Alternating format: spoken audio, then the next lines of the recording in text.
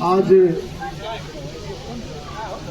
महाराजा वीर सुहेलदेव राजभर जी की जयंती के शुभ अवसर पर सबसे पहले मैं उनके चरणों में श्रद्धा समर्पित करता हूँ। साथ ही उन सभी संतों महापुरुषों के जिन लोगों ने इस आंदोलन को आगे बढ़ाया, आप सभी को इस बात के लिए भी बधाई देना चाहता हूँ कि आज ऐसी शुभ घड़ी है जहाँ गरीब शोषित पीड़ितों के मसीहा महाराजा वीर सुहेलदेव राजभर जी का जन्म होता है। वह दिन कोई और दिन नहीं, माँ सरस्वती का दिन होता है। बसंत पंचमी के रूप में लोग मनाते हैं, शिक्षा के रूप में मनाते हैं।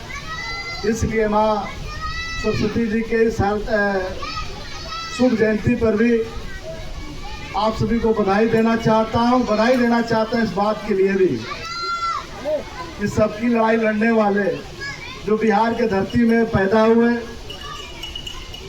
पिछड़े समाज के बेटा बाबू जगदेव कुशवाहा जी, उनको भी मैं श्रद्धांजलि अर्पित करना चाहता हूँ। मित्रों, आज आप सभी लोग उपस्थित हैं। सम्मानित हमारे वरिष्ठ नेता हैं जो संचालन कर रहे थे, बड़े भाई माननीय श्री मिथिलेश राजभर जी, जो आईटी सेल के जिला के संयोजक हैं। सम्मानित हमारे पिता तुल बुजुर्गों, नौजवान दोस्तों, हमारी माताएं बहनें, आप सभी लोगों को मैं पुनः आज महाराजा सुहेलदेव राजभर जी की जयंती और बसंत पंचमी, जो शिक्षा की देवी है माँ सरस्वती, और बाबू जगदेव प्रसाद कुशवाहा जी की जयंती की आप सभी को सामूहिक रूप से हार्दिक रूप से बधाई देना चाहता हूँ। आप सभी का स्वागत करना चाहता हूँ। मुझे लगा कि हमारे पूर्व वक्ताओं ने जो आपको बात बताई है जन्म से लेकर के, और इन्होंने कैसे सेना बनाया, किस तरह से संघर्ष करके और अत्याचारियों का समाप्त किया, और इस राष्ट्र को मजबूत करने के लिए, गरीबों को हक दिलाने के लिए अपनी जान की बाजी लगा करके इन्होंने लड़ाई लड़ी। मैं इतना कहना चाहता हूँ अपने युवाओं से, अपने बुजुर्गों से, अपनी माताओं बहनों से मैं इतना जरूर कहना चाहता हूँ, जब पहले हम हक की लड़ाई लड़ते थे, जब राजा हुआ करते थे, या जब लोकतांत्रिक व्यवस्था नहीं था, जब ये परंपरा था, जब ये देश एक कबीला और राज्य में बटा हुआ था, एक इलाके में बटा हुआ था, जब राजा हुआ करते थे, जब व्यवस्था राजाओं की थी, तब अपने हक की लड़ाई तो तलवार से किया जाता था। और उस वक्त आपके ये महापुरुष चक्रवर्ती सम्राट वीर राजा सुहेलदेव राजभर जी ने लड़ा। तमाम हमारे संतों महापुरुषों ने इस लड़ाई को लड़के यहाँ तक ले आया। अब आपकी लड़ाई तो तलवार से नहीं लड़ी जाएगी। अब आपको, अभी हमारे भाई ने बताया, इस लड़ाई को और आसान कर दिया गया। अब किसी का सर नहीं काटना है, किसी के लिए तलवार नहीं चलानी है। अब उस तलवार को आपके मतदान के रूप में बदला गया, जिसको भारतीय संविधान ने अधिकार दिया है।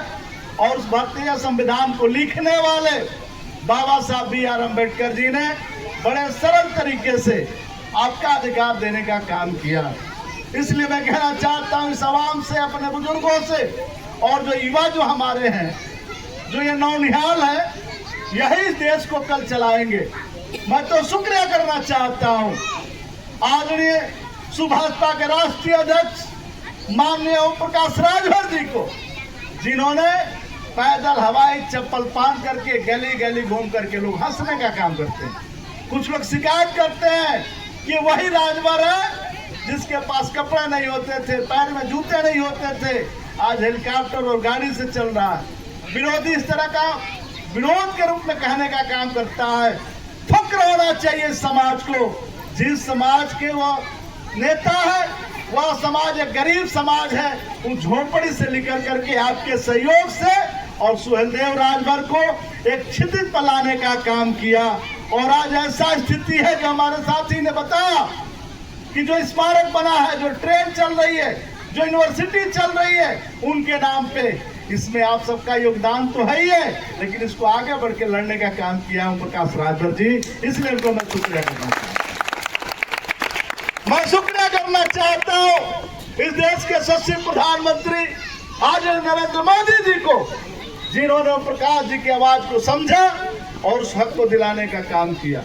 मैं शुक्रिया करना चाहता हूं इस प्रदेश के, जो इस देश का सबसे बड़ा प्रदेश है, मुख्यमंत्री यशस्वी माननीय आदित्यनाथ योगी जी, जिन्होंने आपकी बात को सुना और उन्होंने समझा और कहा ओम प्रकाश राजभर जी से।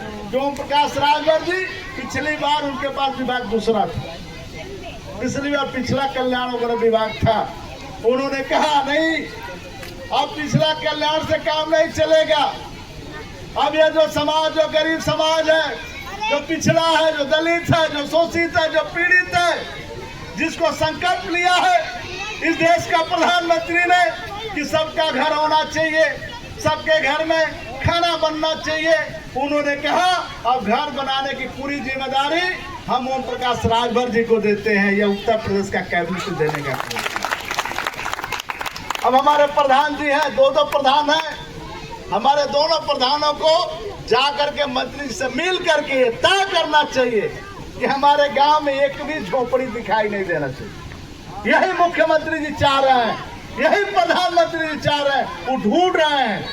बताए होंगे हमारे दोनों प्रधान, जीरो पॉवर्टी के नाम से आया है कि कोई भी ऐसा गरीब ना हो जिसके पास झोपड़ी हो, कोई ऐसा व्यक्ति ना हो जिसके घर में सिलेंडर ना हो, पेंशन ना मिलता हो, जिसको किसान सम्मान निधि ना हो, जिसका आयुष्मान कार्ड ना हो। जितनी योजनाएं हैं, एक व्यक्ति को जीने की जितनी जरूरत है वो सभी योजनाओं से आच्छादित करना है, ऐसा योजना हमारी सरकार ने ले आई है।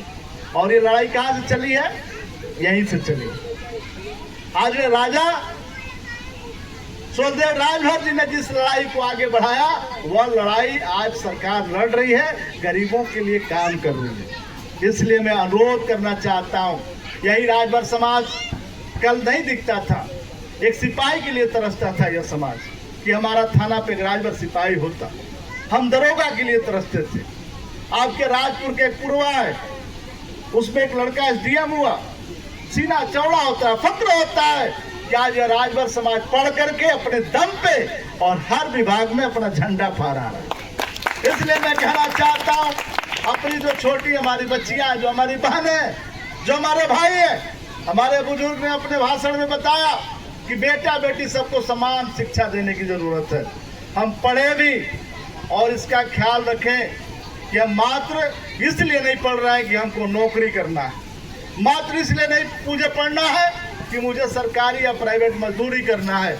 इस बात के लिए पढ़ना है कि आप जब पढ़ते हैं तो आपका जो माँ बाप का सपना, जब हमारे गोद में बच्चा खेलता है, जब एक माँ बाप, गरीब माँ बाप अपने बच्चे को जन्म देता है, तो उस बच्चे को निहार करके उसके चेहरे पर मुस्कान आती है, यही बच्चा मेरा जो दुख का दिन है ये भगाएगा। जब ये पढ़ लिख के तैयार होगा, जवान होगा, गरीबी भागेगी, अपमान की जिंदगी खत्म होगा, सम्मान मिलेगा, सुख मिलेगा, वह घर का एक सपना होता है। साथ ही समाज देखता है कि लड़का हमारे समाज की लड़ाई लड़ेगा। कल तक ओम प्रकाश किसी माँ का, किसी बाप का बेटा था, आज पूरा देश अपना बेटा माना है कि हमारी लड़ाई लड़ रहा है। इसलिए मैं कहना चाहता हूँ, यह लड़ाई यही नहीं थमनी चाहिए। यह सुखदेव राजभर जी की लड़ाई अनवरत चलता रहेगा जब तक आप संकल्प नहीं लेंगे। यह बात नहीं मानी जाएगी कि आपने सही मायने में आज जयंती मनाया है। सही मायने में श्रद्धांजलि तब दी जाएगी, सही मायने में श्रद्धांजलि तब मानी जाएगी राजभर जी का, जब आप उनके विचारधाराओं को आगे बढ़ाएंगे।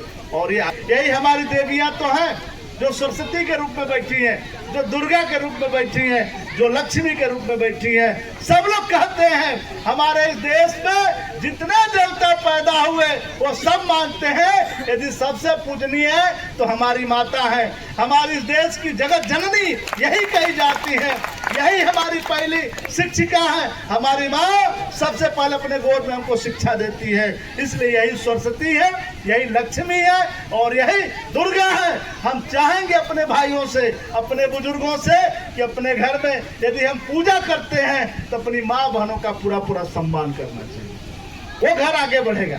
इन्हीं सब शब्दों के साथ पुनः महाराजा सुहेलदेव राजभर जी के उस विचारों को आप सबको, हम सबको आत्मसात करना चाहिए।